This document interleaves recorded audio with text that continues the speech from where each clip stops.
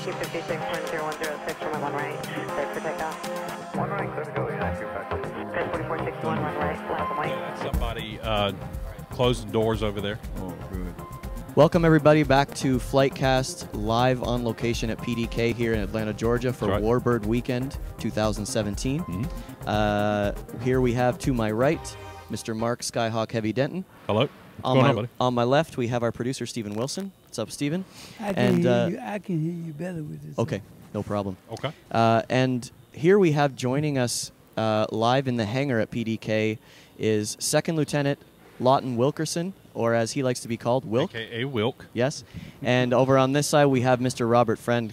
Gentlemen, welcome to the podcast. Thank you so much. Thank y'all you for being here, really. So this weekend, we are here at PDK honoring the legendary Tuskegee Airmen, and we are fortunate to have two of them here with us today. So again, thank you for being here, and Mark, take it away. Guys, we just, first of all, we can't say thank you enough for being here. We know that you guys have a lot going on this weekend. You've got to make that B-25 flight. Got to make that flight. So hopefully things will clear up outside a little bit and you'll be able to get up in the air. But also thank you both for your service, what you both have done. Absolutely amazing. I've got a 12-year-old that knows the story of the Tuskegee Airmen probably better than most historians. He loves the squadron, and so he says hello from Alabama, where I live. Thank you. So if I didn't say hello, he'd be mad, and So he's already we mad said because he's hello not here. also. Okay. If you don't mind, I'll get a picture with both of y'all Pleasure. to take to him to rub it into his face, Good. or he'll be mad. But guys, thank you so much for being here. Thank you again for your service. Thank you. It's our honor to be able to sit here Absolutely. and to speak with y'all and to meet you both. So Me thank too. you. You want to take the next question? Yeah, or- go ahead. Go ahead. Okay. So Excuse me. let me put my glasses on so I can read. What led you to becoming a pilot, and then of course ultimately flying? Me? Mhm. Okay, well, I guess about when I was about 12 years old, there was a toy that was out it was a pylon that went just around in a circle with a little plane on the end, and you had a little remote control connected by wires.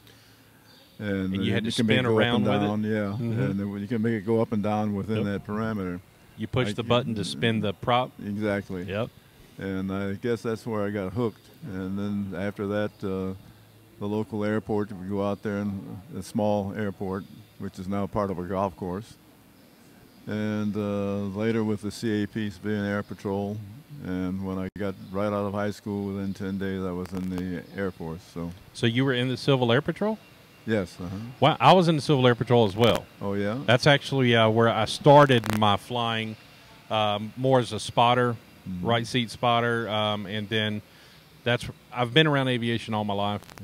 Yeah. My father was in the military, flew on C-130s. That's what I was telling Mr. Friend over there, and so it's always been in my blood. Yeah. But CAP is where I actually started learning more of the flying aspect, and ended up becoming a pilot back in 2000. But CAP was awesome.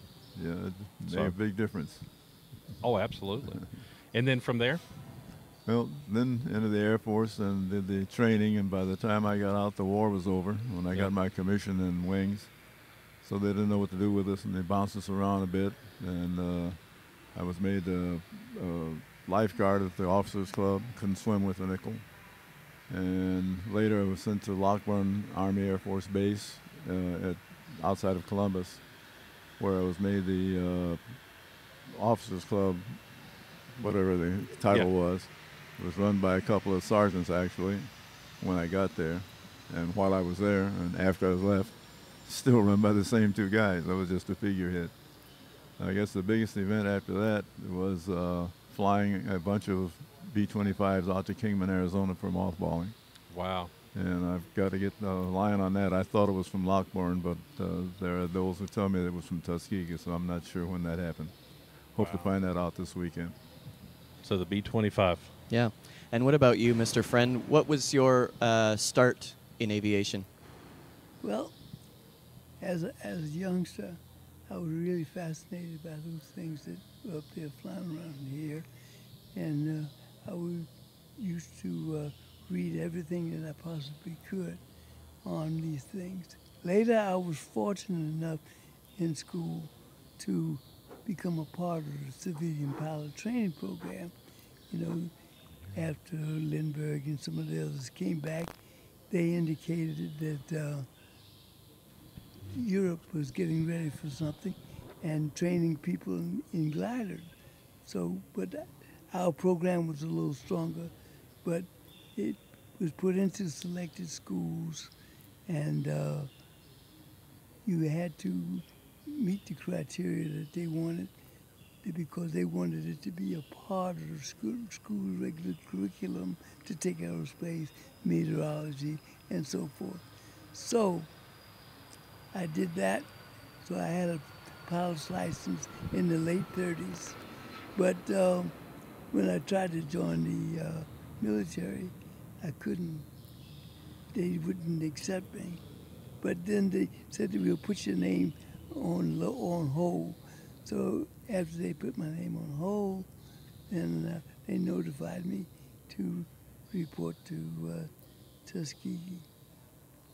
And everything went up from there. We just Yes, literally up. yes, yes. And I've still got to take my son there. He's been after me about taking him to Tuskegee, and so I've got to take him there and show him the field. And I've flown over the field several times, and I've got to take him there. Well, when the program first started, you know, it's strange that the Army was not ready for the program. So they decided to go out and buy it. And they went to the school, to Tuskegee, and gave them a contract. They put 2 majors in charge of that program, and they stayed there. But everybody else on the program at that time was a person of color. All of the instructors and everything, and they belonged to the school. And the full field belonged to the school. The field that the military was originally put on, that too belonged to the school. All of it was part of the university, Yes. if I'm not mistaken. Yeah, that's right. Okay, I hear what you're All saying. part of the university.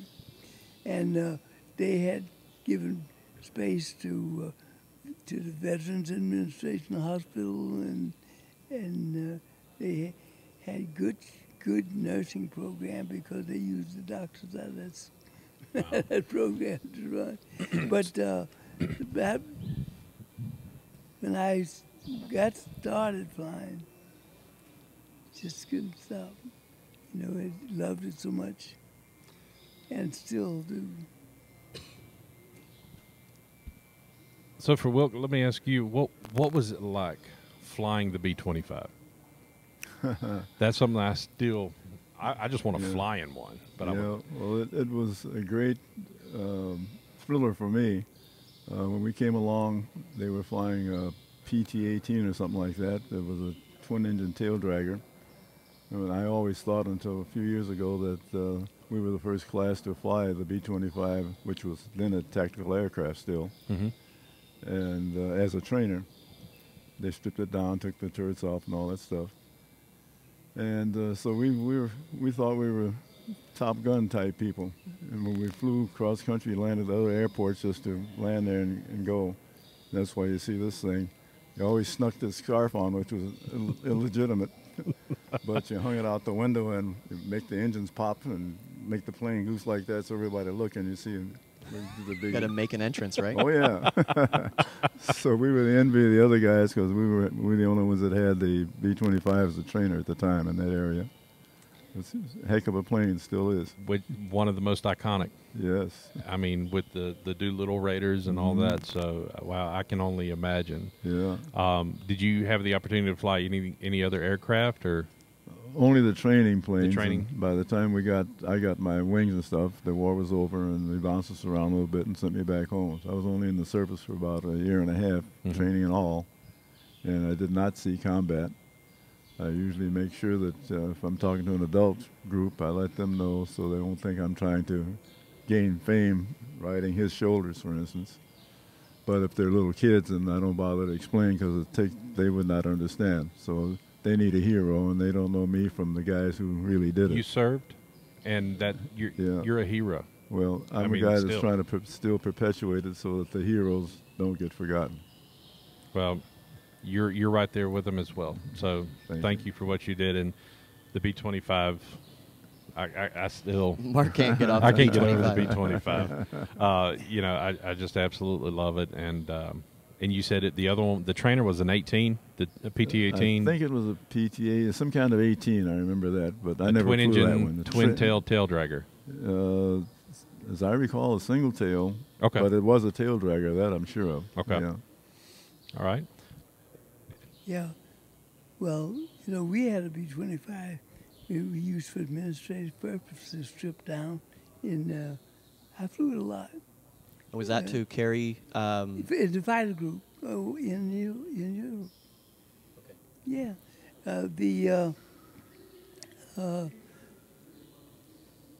I think, that the biggest impact it had was when they decided that they were going to build a slave bombardment group. It started to pull and drag on the numbers of people that were graduating from the school. They had to make either half or two, whatever they were using as a reason for putting one guy here and one guy here. I don't know all of that, but I do know that it meant that the people that were in Europe had to fly that much longer. Normally, when they got to 50 missions, they went home. For Europe, maybe you might come back again, but Right. you did go. You did not fly anymore for a while, but we didn't. We had to keep flying. That's why I was there for in the P-51. I flew 142 missions. How many missions on the P-51? 142. 142? Yeah. Oh, wow. And so you were on the P-41, and I see a Spitfire, Yeah. Spitfire and Red Tails patch. Yeah. So was it just just that aircraft, or did you fly multiple? Oh, I flew both. Okay. Yeah, and Even the C-130. I started out. Well, it started with it, yeah. for the tactical after first graduating, the P-40. Okay. Okay, then they moved me from the P-40 to the P-39, and I was in the 12th Air Force. Okay.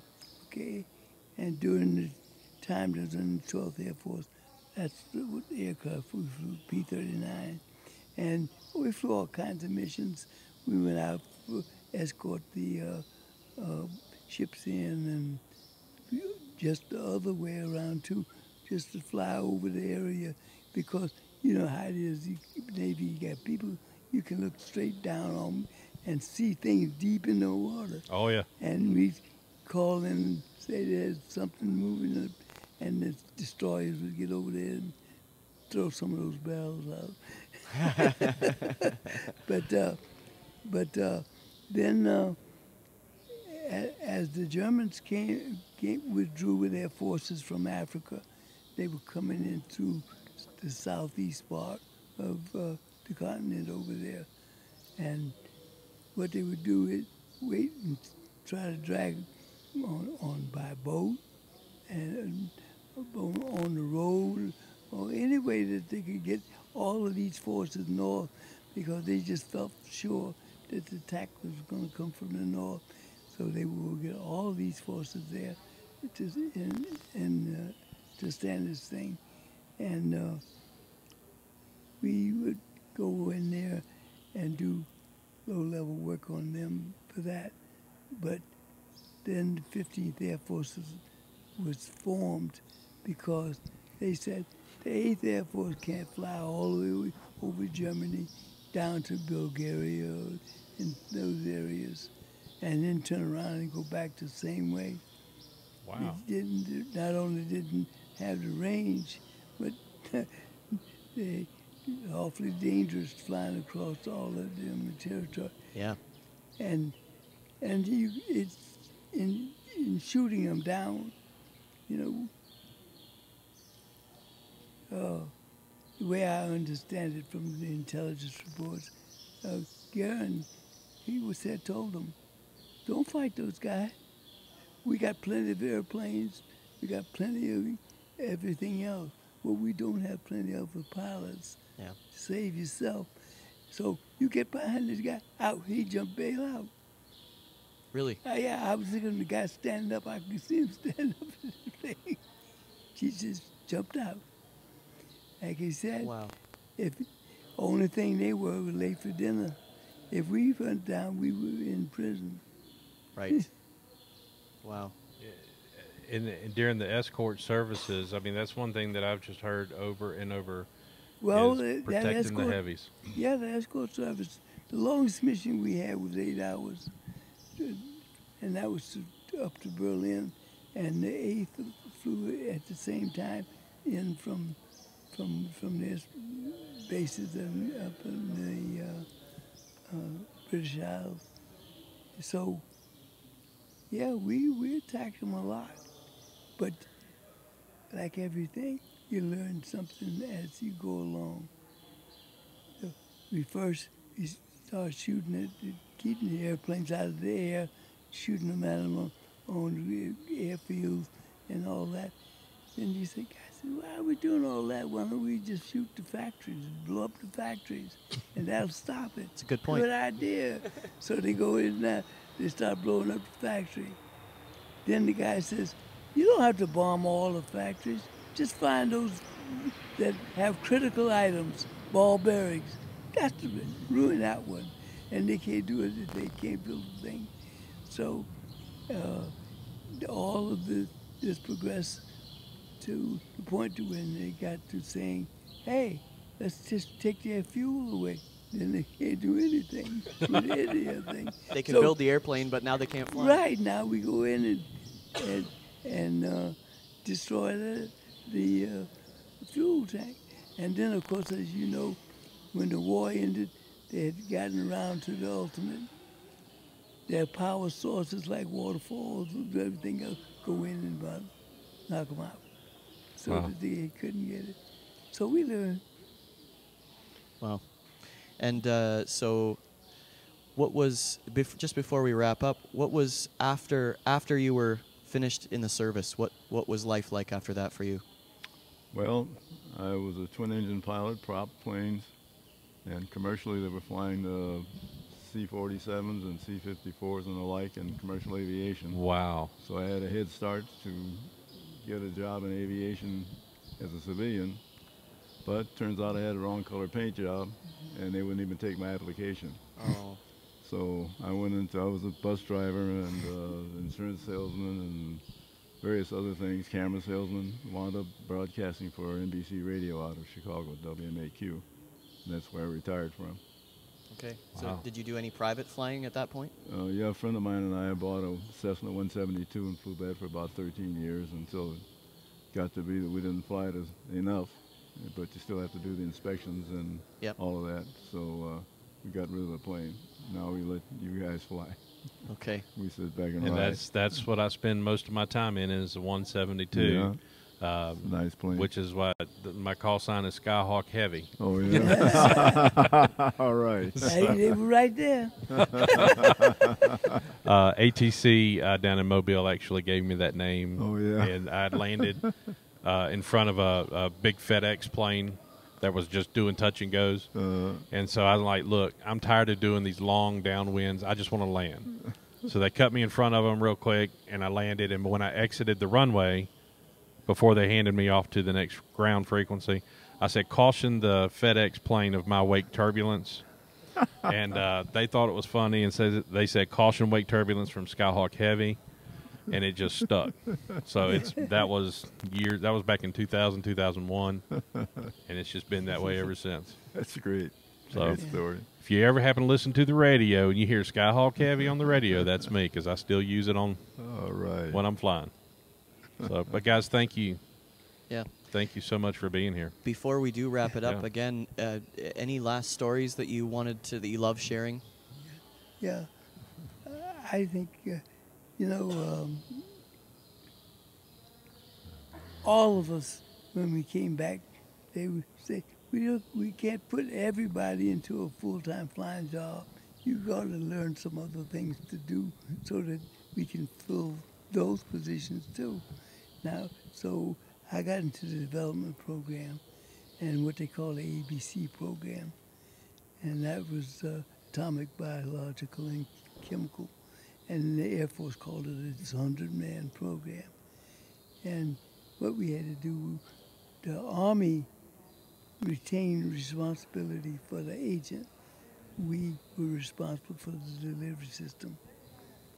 And So that's what you did after. And well, that's what I did, and that's what I reentry systems is what I did most before getting out of the service, and then after getting out of the service, I still was doing reentry systems. Okay. Excuse me, my little tale has to do with the fact that I'm a member of the Chicago Dodo chapter of Tuskegee Airmen Incorporated. And we've got the Dodo moniker because most people know that the dodo was a bird that became extinct because it lost its ability to fly. Right. And so they said when we came back from the service, as I mentioned, we were given the opportunity to fly commercially. And they wanted to make sure that the guys who did all of that, such as Mr. Friend here, did not get forgotten and become a dodo as a result. So we call ourselves the Dodo chapter, and that's throughout the whole Wow. organization. Do you know, is there a website people can go to Yes, get more info? TAIchicago.org. Okay. Tuskegee Airmen Incorporated Chicago.org.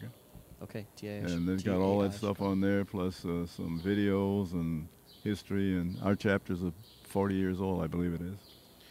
Well, I can assure you, as long as I'm alive, as long as we're alive, as long as my 12-year-old is around, and as he grows, you guys will never be forgotten.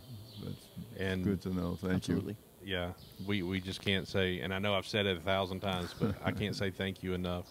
And it's truly an honor for us, but an honor for me as well, and on behalf of my son, for being here. Yeah. We can't say thank you enough. I thank you for having us. Okay. Let me tell you one quick Sure, point. absolutely. One quick point You take all the time you want. that I'd like to make for you. You were talking about that. Tuskegee was not a place for training African Americans. Tuskegee was a place where you trained people who were not white. Different all the stuff, because we had Indians, Haitians, everybody. If they weren't marked as white, they sent them to Tuskegee for training. Well, and your group made a lot of strides in anti-segregation in America. Oh, yeah. And not, like you said, not just for African Americans, but for anyone who wasn't white. Everybody. And so that's just another reason to say thank you. And it's hard for us to sit here and imagine that you were not able to fly commercially because of that, or not able to do the same training as everybody else. So That actually, I mean, it makes me mad, honestly. yeah, It's just it's so insane to imagine. Because I know what it would be like if someone told me I couldn't fly. Yeah. For whatever reason, but to have those challenges and obstacles, and when you're passionate about what you do, and then no, you can't. Oh no. Mm-mm. Yeah. Well, up until March of 43, you would have been mad because they wouldn't have let you in. I will. No, I know. You're too big. Well, and I was planning on going in the Coast Guard, Yeah? and because of a football injury, Yo, they wouldn't even let me in. I bet you. Yeah. And I wanted to go in and fly C-130s with my father. Oh, as they made bigger airplanes, they accommodated bigger people. But up until that time, you couldn't be over 5'9". And I'm 6'5", and I think I was 6'2" when I was born. So, anything else? No, I think I don't want to hold these guys up anymore. Yeah, are you gentlemen satisfied with all those questions? I would like to get a picture with both of y'all before you head out real quick, if that's okay. And Yeah. Okay, well, for our viewers, thank you so much again for tuning in. We've been here live at PDK with the Tuskegee Airmen. Thank you again to Mr. Friend and to Wilk for joining us. And this episode of Flightcast has been brought to you by Infinite Flight and Flying Development Studios, who make Infinite Flight. And so again, thank you for tuning in. This is Mark. I'm Jason. This is Steven. And this has been Flightcast. Thanks for tuning in. Cheers, You everybody. guys are great. Thank you. Really great.